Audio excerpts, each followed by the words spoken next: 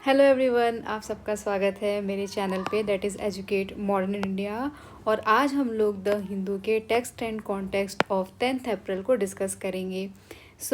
क्यों ये इतना ख़ास है? सबसे पहले तो मैं द हिंदू को बहुत बहुत शुक्रिया करना चाहूँगी कि वो इतने अच्छे कंटेंट हमें देते हैं कि हम पढ़ें, और पढ़ के अगर हमारे लिए वो कहीं भी उसको यूज़ करने का काम आए तो हम उसको बहुत अच्छे से यूज़ कर सकते हैं। और वो इतने अच्छे वर्ड्स और इडियम एंड फ्रेजेस देते हैं और साथ ही साथ हमें जानकारी भी देते हैं।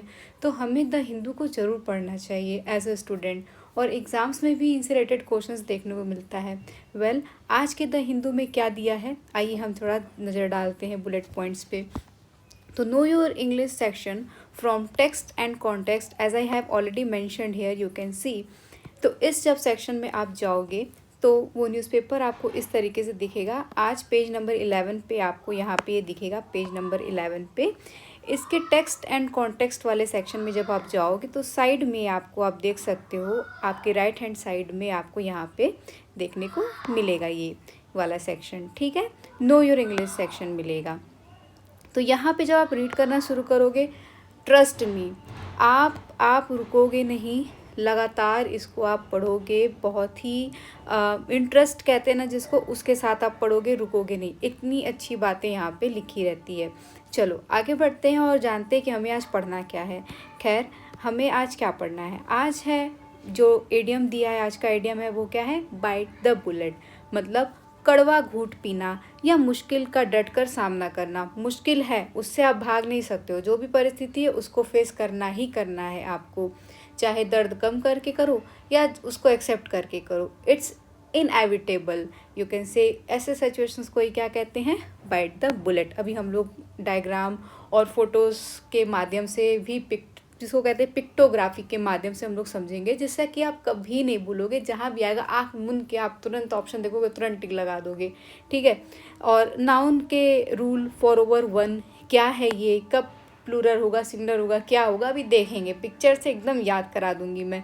फिर क्या है? The concerned officer versus the officer concerned, इसको भी मैं पिक्चर से याद करा दूंगी। वर्ड ऑफ द डे, यहाँ पे मिस्टेक हो गया है, यहाँ पे वर्ड लिखा गया, यहाँ पे होगा वर्ड ऑफ द डे, ठीक है। वर्ड ऑफ द डे क्या है? गफॉ। अब गफॉ क्या होता है, ठीक है, जानते हैं, देखते हैं क्या होता है। स्वॉट का फुल फॉर्म क्या होता है, उसे देखते हैं। चलिए आगे बढ़ते हैं। तो मैंने बता दिया ये आपको कहाँ मिलेगा, आप देख लेना, ठीक। तो पहला सबसे क्या है? Bite the bullet. खैर, बाइट द बुलेट में ये बुलेट तो नहीं लिया है, बट आगे वाले पिक्चर में मैं आपको बुलेट दिखाती हूँ। हाँ, लकड़ी क्यों दिखाया है इसका भी रीज़न है, और उसका हम जो हिस्टोरिकल रीज़न है, जैसे आप मेरी अगर कल वाली वीडियो देखे हो तो ऑप्शंस चॉइस में मैंने बताया है कि उसका भी एक हिस्टोरिकल कॉन्टेक्स्ट था। वो कैम्ब्रिज का पर्सन था, इंग्लैंड का, और कैसे उसका क्या बना। खैर, उसको जानने के लिए आप वो वीडियो मेरा देख लो। तो बाइट द बुलेट मतलब होता है द पेनफुल ट्रूथ। चलिए, तो चलो जरा बाइट द बुलेट के कॉन्सेप्ट को, ओरिजिन को और इसके मीनिंग को समझते हैं कि इसका ओरिजिन क्या है, कैसे ओरिजिन में आया और इसकी मीनिंग क्या है। तो what is the meaning and और the origin of the expression to bite the bullet? ये अपर्णा रामचंद्र अय्यर फ्रॉम हैदराबाद के द्वारा प्रस्तुति है। हर साल आफ्टर द बजट स्पीच जो फाइनेंस मिनिस्टर है इनवेरिएबली टेल अस, हमें बिना रुके वो बताता है, बिना फेल हुए वो हमें बताता ही बताता है। तो एक तरीके से आपको इनवेरिएबली का मीनिंग भी पता चल गया कि वो काम बिना फेल हुए जो आपको करना ही पड़ता है, करना ही पड़ेगा, उसे क्या कहते हैं? इनवेरिएबली। तो फाइनेंस मिनिस्टर बिना फेल हुए वो हमें बताता है बाइट द बुलेट। मतलब क्या वो ये कह रहा है कि बुलेट चबाओ? नहीं बाबा। खैर, आगे एक दूसरा पसंद कहता है कि शायद उसका ये तरीका है कहने का of ensuring that we get the required iron, हमें रिक्वायर्ड आयरन मिले हमारे सिस्टम में। उसका क्या मतलब है टू बाइट द बुलेट कहने का? What is it that you normally do? आप अक्सर ऐसा नॉर्मली आप क्या करते हो जब आप बहुत ज़्यादा पेन में रहते हो? आप अपने फिस्ट को क्लिंच करते हो, अपने दांत कटकटाते हो, और या आप कुछ चबाते हो, अपने नाखून चबाते हो कुछ सोचते हुए, है ना। उसी तरीके से कुछ चबाते हो जब दर्द होता है। तो ये सब करके आप पेन से तो आपको छुटकारा नहीं मिलता है, लेकिन कुछ कम हो जाता है, ठीक है, झेलने की ताकत मिल जाती है। ऐसा ही होता है जब पेन बहुत ज़्यादा बढ़ जाता है तो आप क्या करते हो, हेडेक बढ़ गया भाई, अब बर्दाश्त नहीं हो रहा है, पेन किलर खा लिया। बट पहले के समय में पेन किलर जैसी कोई चीज़ नहीं होती थी। डॉक्टर्स ऑपरेट करते थे पेशेंट को, they don't give them anaesthesia. और मतलब अगर कोई सोल्जर वगैरह है तो आप देखोगे कि उसको एनेस्थीसिया वगैरह पहले नहीं हुआ करता था कि बेहोश कर दिया और फिर ऑपरेशन कर दिया, फिर उठा तो पता नहीं चला। ऐसा नहीं है। उसे क्या देते थे लोग, पीस ऑफ वुड दे दिया करते थे। क्या देते थे, पीस ऑफ वुड दे दिया करते थे, या पीस ऑफ आयरन दे दिया करते थे। सोल्जर्स को बुलेट रहता था अवेलेबल, तो बुलेट दे देते थे, लंबे लंबे होते थे कारतूस, तो वो बुलेट दे दिया करते थे। This was done to help. ये ऐसा क्यों करते थे, डन टू हेल्प, कहा गया done to help the patient endure the pain, ताकि वो दर्द को झेल सके। उससे वो गेट रेड तो नहीं होगा, उसको उससे छुटकारा तो नहीं मिलेगा, लेकिन दबा करके ना वो एक जगह, मतलब आप इसको फील करो, ये इमेज देख लो, वो दबा रहा है, यहाँ दांतों पे प्रेशर दे रहा है यहाँ पे, तो इससे वो क्या हो रहा है, वो झेल रहा है, ठीक है। तो ये है, ठीक है, तो दबा रहा है, कहते हैं ना दांतों तले लोहे तब चबाना, या लोहे के चने चबाना, इस तरीके से। टू द डॉक्टर्स, मतलब, और ये क्या करता है, having something in the mouth, और मुंह में जब कुछ रहेगा तो प्रिवेंट करेगा पेशेंट को फ्रॉम स्क्रीमिंग, तो चिल्ला भी नहीं पाएगा और डॉक्टर के कान भी बच जाएंगे।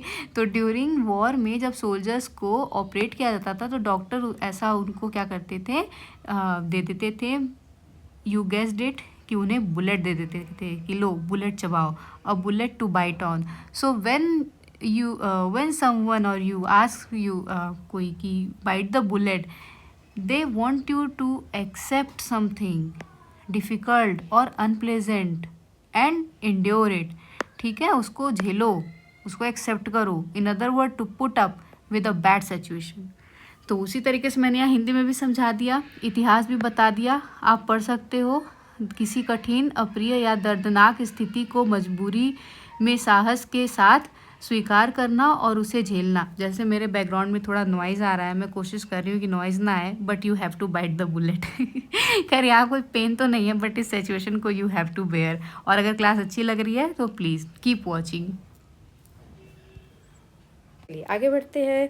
विच of the following sentence is correct, I met him 1.5 year, 1.5 year होगा या ईयर्स होगा। और देखिए रूल बड़ा ही सिंपल है इस सेंटेंस में, जैसा कि ऊपर दिया है, हम प्लूरल नाउन का यूज़ करते हैं, मतलब ये वाला सही है और ये वाला गलत है, विथ फ्रैक्शनल और डेसिमल। फ्रैक्शनल मतलब 1.5 कह रहा है ना, मतलब 1 प्लस ये हाफ, 1.5, ये हाफ नहीं, 1.5 लिखा है ना, मतलब 1 यहाँ पे हो गया एंड अ हाफ, एक हाफ, ठीक है, प्लस, तो इतना, या यू कह लो 1.5 कह लो। तो ये तो 1 से ज़्यादा हो गया ना, जब कोई चीज़ 1 को सरपास कर जाएगी, ओवर हो जाएगी, तो वो प्लूरल हो गया। 1 से ज़्यादा चीज़ को ग्रामेटिकल में भी यही कहते हैं ना, जब ज़्यादा हो गया तो ऑब्वियसली यस लगेगा, तो यहाँ पे ईयर्स हो जाएगा। जैसे कि पिक्चर के माध्यम से मैंने यहाँ समझाया, 1.5 मीटर या फिर 1.5 मीटर्स, चलो आप बताओ क्या सही होगा, ठीक है। उसके बाद ये अगर कहें the tree grew 1.5 metre tall, तो गलत है। अगर ये कहें कि 1.5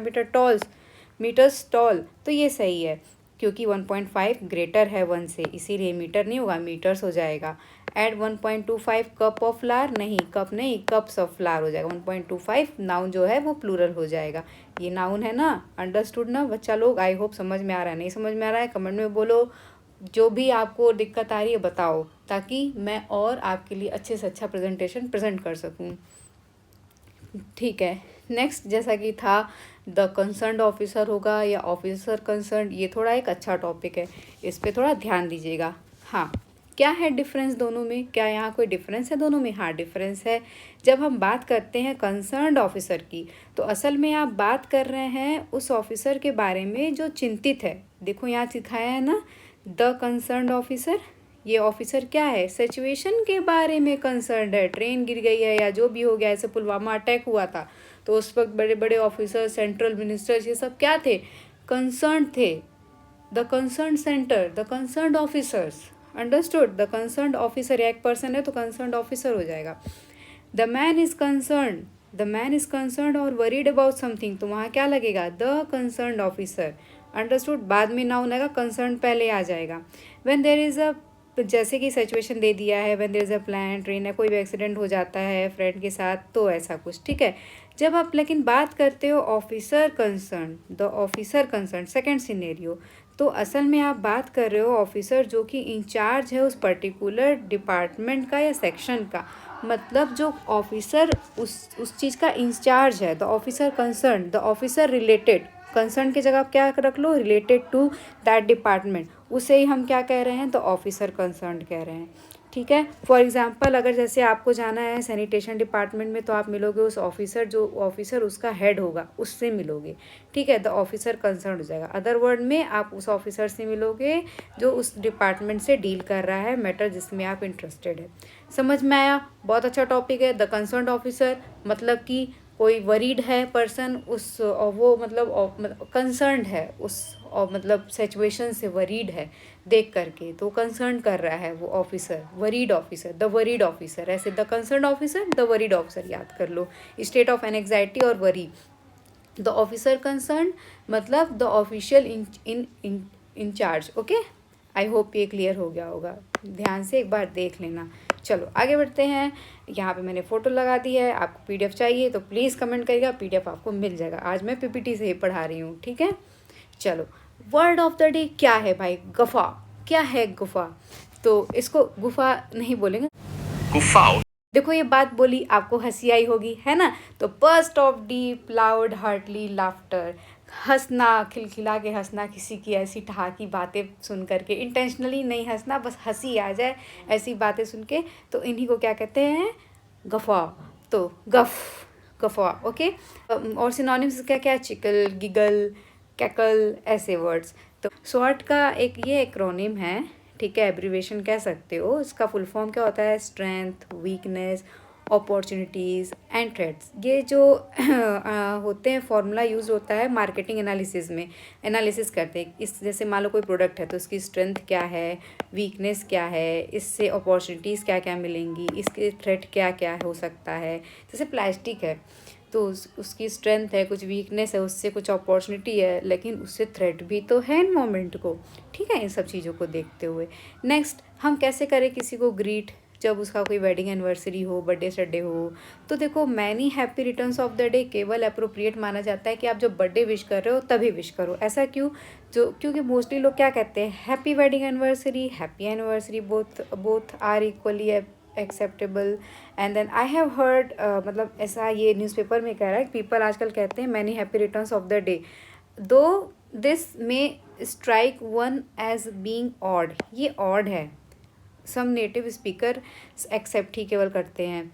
और डिक्शनरीज ये कहती हैं, कंटेंट कहती हैं कि जो many happy returns of the day होता है should be restricted to birthdays तक ही होना चाहिए, ठीक है। तो आई होप आप सबको समझ में आएगा। और अगर प्लीज़ अगर आपको मेरा ये वीडियो अच्छा लगा तो please like share subscribe share ज़रूर करिए अपने दोस्तों के साथ, और अगर आपको अच्छा लगा तो लाइक ज़रूर करिएगा। Thank you so much for watching.